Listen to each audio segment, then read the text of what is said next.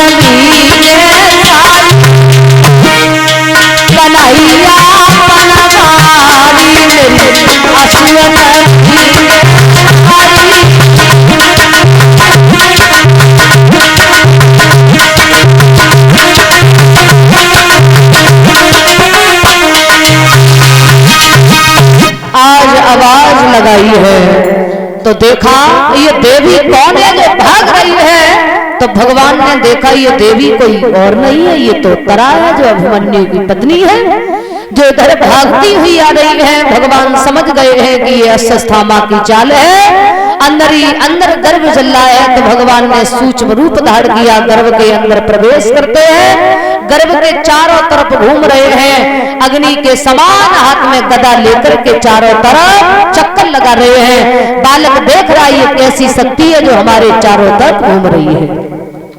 आज भगवान ने गर्भ को बचा लिया है। कुंती हाथ जोड़ करके खड़ी हो जाती है, कहा कि प्रभु आपने हम पर न जाने कितने एहसान किए, अब तो आपने हमारे वंश को बचा लिया है, ये आपने बड़ी कृपा की है। अब प्रभु जब आपकी कृपा हो जाती है तो कोई किसी का बाल विवाह नहीं कर सकता। कि जा पे कृपा और राम की होई, तापे कृपा करत सब कोई। कि प्रभु जिस पर आपकी कृपा हो जाती है तो मानो उस पर सबकी कृपा हो गई। प्रभु आप जा रहे हो तो जाते जाते आप कुछ हमें वरदान देते जाइए।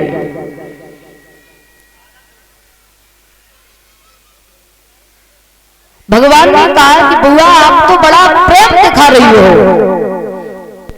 वैसे कुंती भगवान को ब्रह्म मानती थी, लेकिन भगवान कन्हैया कुंती से हमेशा बुआ ही बोलते थे।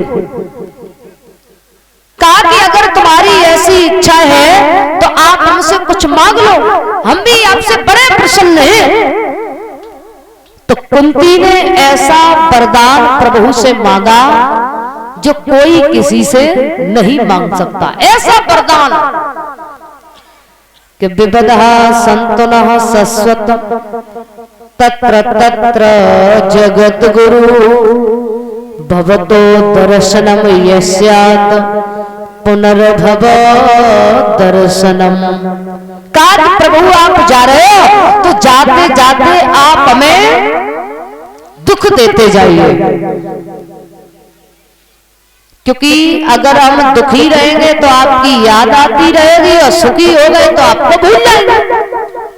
कि दुख में सुमिरन सब करे सुख में करे न कोई, और जो सुख में सुमिरन करे तो दुख काहे को होय। प्रभु जब व्यक्ति सुखी होता है तो आपकी याद नहीं करता है, भूल जाता है। और ये संसार बड़ा ही मतलबी है।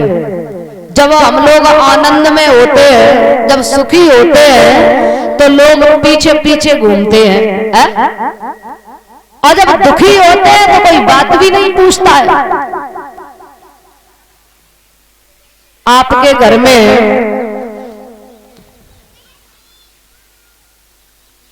अगर कोई बात हो जाए, माना इनकम टैक्स का छापा पड़ जाए, तो अगर आप किसी रिश्तेदार को फोन लगाओ तो वो उठाएंगे? वो नहीं उठाएंगे। उनको पता है कि आज इनका नंबर है और कल हमारा नंबर है? और वो तो ये भी पता लगा लेंगे कि फोन किसको लगाया है। और अगर आप कहो कि चलो कहीं घूमने के लिए चलते हैं और टिकट तो सब व्यवस्थाएं हमारी तरफ से है, तो वो बार बार आपको पूछेंगे कि सब व्यवस्था सेट है कि नहीं, कब जाना है, 10 बार आपको फोन करेंगे। अब हम ये नहीं कह रहे हैं कि भगवान को ही मानो, रिश्तेदारों को मत बुलाओ, इन दुनिया के चक्करों में मत पड़ो, ऐसा नहीं है। लेकिन भगवान को मत भूलिए। अगर आप रिश्तेदारों के लिए कुछ कर रहे हैं, दुनिया वालों के लिए कुछ कर रहे हैं, तो उससे ज्यादा आप भगवान के लिए करिए। आज भगवान कन्हैया ने कहा कि चलो बुआ, यदि आप इतना प्रेम दिखा रही हो तो हम द्वारिका नहीं जाएंगे, चलो आपके साथ में लौट चलते हैं। तो भगवान लौट करके पुनः चले आते हैं। तो क्या देखा कि धर्मराज बैठे रो रहे हैं। कहा कि ये बताओ, इतना बड़ा महाभारत का युद्ध हुआ, कभी हमने तुम्हारी आंखों में आंसू नहीं देखे, लेकिन आज क्या बात है, आज क्यों रो रहे हो? अब तो आप राजा बने बैठे हो। कहा कि जब हम राजा बने बैठे हैं और जब हम दरबार में बैठते हैं ना, तो हमारे सामने से जो विधवा रूप में जो स्त्रियां निकलती हैं, तो हम देखते हैं कोई हमारे चाचा की पत्नी है, कोई हमारे ताऊ की पत्नी है, कोई हमारे भाई की पत्नी है, तो उन्हें देख देख करके हमें बड़ा कष्ट होता है, बड़ा दुख होता है। भगवान बोले अब तो तुम्हें कोई सफेद दाढ़ी वाला समझाए तब तुम समझ पाओगे, अब तुम्हारी समझ में नहीं आएगी। तो पांडवों को लेकर के भगवान कन्हैया पितामह भीष्म के नजदीक पहुंचे हैं। तो पितामह भीष्म भगवान के चेहरे को टकटकी लगा करके निहार रहे हैं। कहा कि अब तुम यहाँ से तब जाओगे जब हमारी मृत्यु हो जाएगी। कहा कि आप तो पता नहीं कब मरोगे। पितामह भीष्म को इच्छा अनुसार मरने का वरदान लगा हुआ था। कहा कि आप तो पता नहीं कब मरोगे, हम यहाँ कब तक खड़े रहेंगे। टकटकी लगा करके निहार रहे हैं। तो ओम नाम का उच्चारण किया। पितामह भीष्म अपने धाम के लिए चले जाते हैं। बड़े बड़े संत अंत्येष्ट क्रिया करवाने के लिए आए, अंत्येष्ट क्रिया हुई, अपने धाम के लिए पुनः वापस लौट जाते हैं। धृतराष्ट्र पांडवों के पास पहुंचे तो पांडव धृतराष्ट्र की बड़ी सेवा कर रहे हैं। सुबह शाम अपने हाथों से भोजन खिलाते हैं और कहीं जाते हैं तो आज्ञा लेकर के जाते हैं। इतनी सेवा। विदुर जी पास में पहुंचे। कहा कि ये बताइए धृतराष्ट्र, तुमने पांडवों को मारने में कोई कसूरी नहीं छोड़ी और तुम उन्हीं से अपनी सेवा करवा रहे हो, उन्हीं के पास में आए हो। कहा कि हम तो व्रत हैं, अब कहाँ जाएं, नेत्रों से भी हीन है। कहा कि आप नेत्रों से ही नहीं, अकल से ही नहीं है, आप जाओ अपन में भगवान का भजन करो। तो महामंत्री विदुर जी ने धृतराष्ट्र को उपदेश दिया, वन में जाकर के भजन करने लगे हैं। बोलिए गोविंद भगवान की। आज महाराज एक दिन की बात थी, तो अर्जुन महाराज बासुक के यहाँ पर पहुंचे हैं।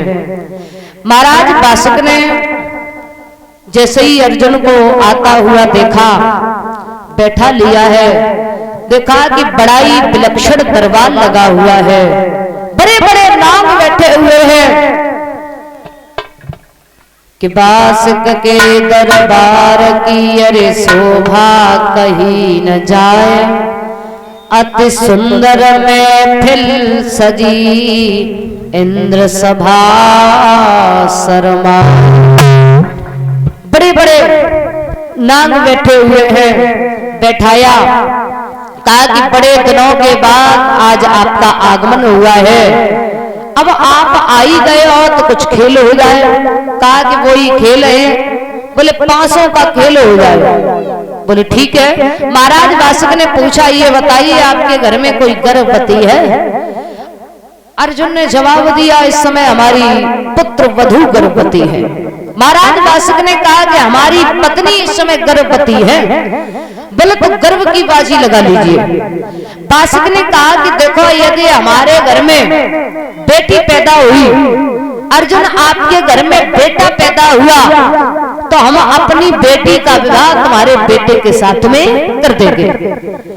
और अर्जुन यदि आपके घर में बेटी पैदा हुई, हमारे घर में बेटा पैदा हुआ, तो आपको अपनी बेटी का विवाह हमारे बेटे के साथ में करना पड़ेगा। बोले ठीक है। गर्भ की बाजी जब लगी है,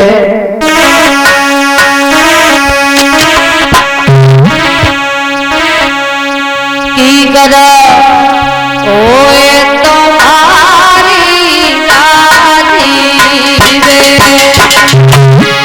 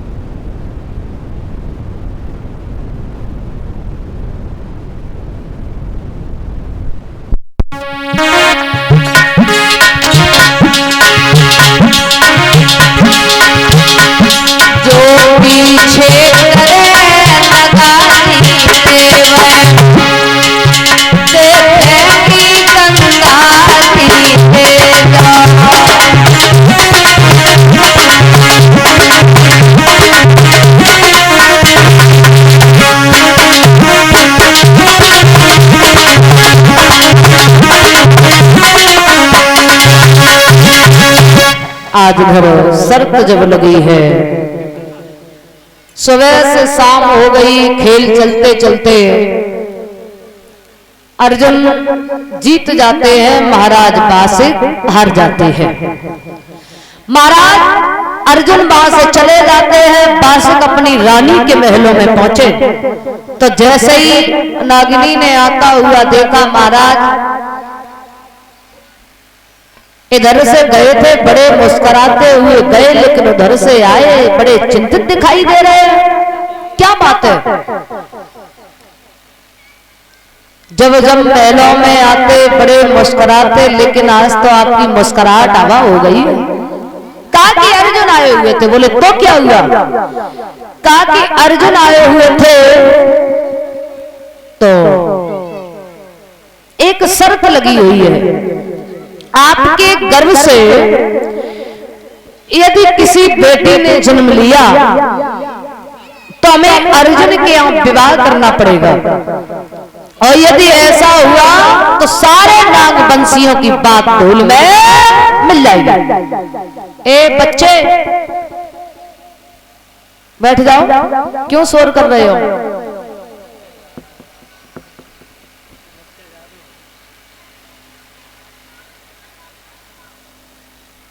महाराज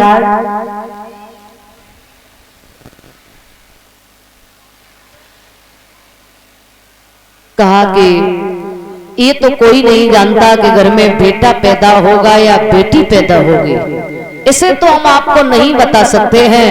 कहा कि अगर घर में बेटी पैदा हुई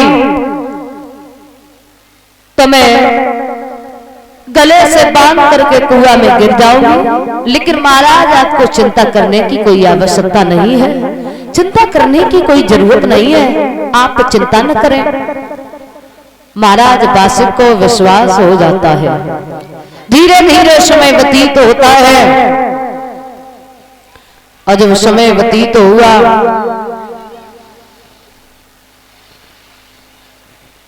तो महाराज घर में एक बेटी का आगमन होता है।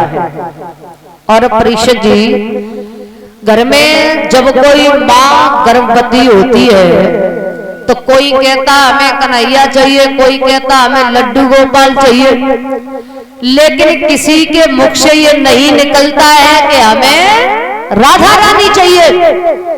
तो वो माँ बड़ी चिंता में पड़ जाती है कि घर में कहीं छोरी हो गई तो, और घर में चोरी हो जाए तो लोग ऐसा मुंह बना लेते हैं मानो घर में से चोरी हो गई हो, ऐसा मुंह बना लेते हैं। पड़ोसी ने पूछ लिया, अरे भैया क्या हुआ है, क्या हुआ है? बोले लक्ष्मी आ गई, लक्ष्मी आ गई।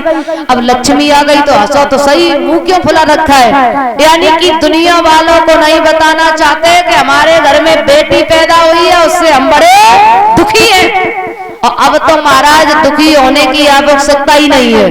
देखा गर्भ में बेटी है, उसको वहीं पर नष्ट कर दिया, लेकिन ऐसा ही समय चलता रहा तो आगे जो समय आ रहा है वो बिल्कुल भी अच्छा नहीं होगा, क्योंकि आगे किसका नाम चलता है? बेटी का। सीताराम राधे श्याम। अब राधा रानी आई और उनको पहले ही मार दिया, तो क्या उस घर में पैदा होंगे?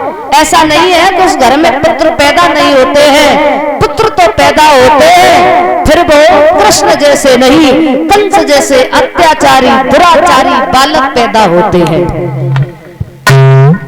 जितना सम्मान हम बेटों को देते हैं उतना ही सम्मान हमें बेटियों को भी देना चाहिए। अगर घर में बेटा पैदा हो जाए तो आप भाग्यशाली हैं, लेकिन बेटी पैदा हो जाए तो आप सौभाग्यशाली हैं।